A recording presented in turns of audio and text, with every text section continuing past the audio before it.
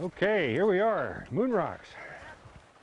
What is it that makes this stand out? Because driving over here, we really could see this outcrop separate from everything else. It looks so distinct. Well, this is actually a big wide dike of granite. A dike is a kind of igneous intrusion.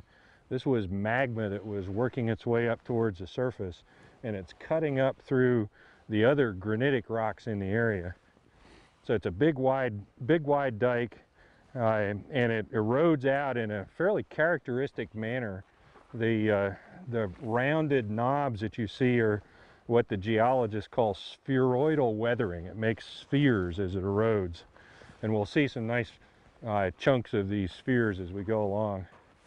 We're going to walk up a fault plane and a plane along which some minerals had precipitated. We can just see it right now.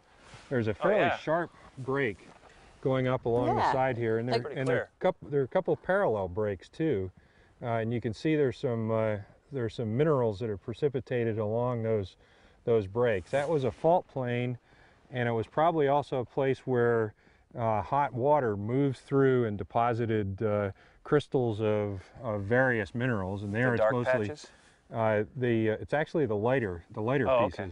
It's mostly feldspar and quartz that have deposited there. Those are minerals that are typical in the granite, but these are little layers that have come out from hot water that was moving through. Now you can see actually a crack along the rock there. Right. Is that where it would slide against each other, or is that just from pressure? Indeed, that's there was probably sliding along that surface, and I think we'll see some of that. Here's a surface here that you can see. Yeah.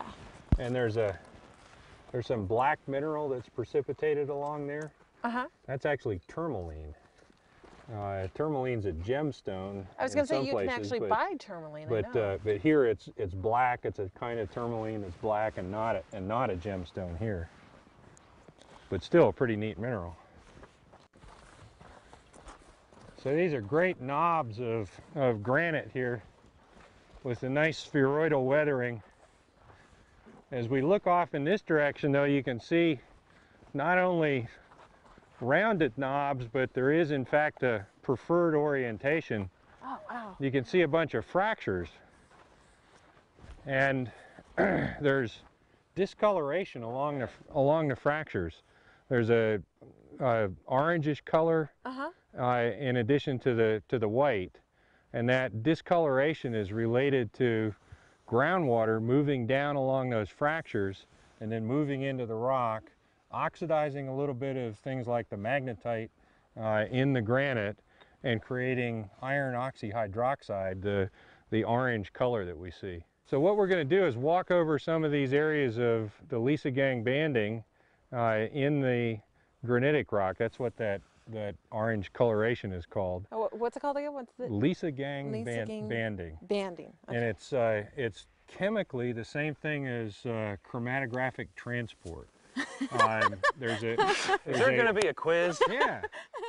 We can see the banding, that Lisagang banding coloring going through the rock here. And you can tell that the rock is a little bit porous because it's kind of punky. It's easy to break up. It's not as solid as most rock. So is the color just on the surface, or is it all the way through the rock? It'll go fairly far into the rock. We can see behind us some stripes that are going along fractures, and you can see there's a surface over here to the left that has a lot of that brown coloration right on the surface. That's actually water moving down along one of those cracks. This area is a good example of how alive and dynamic our environment is. We as humans are just not around long enough to notice the changes as they happen. John and Dee Dee keep us moving as we're off to see another feature in the area.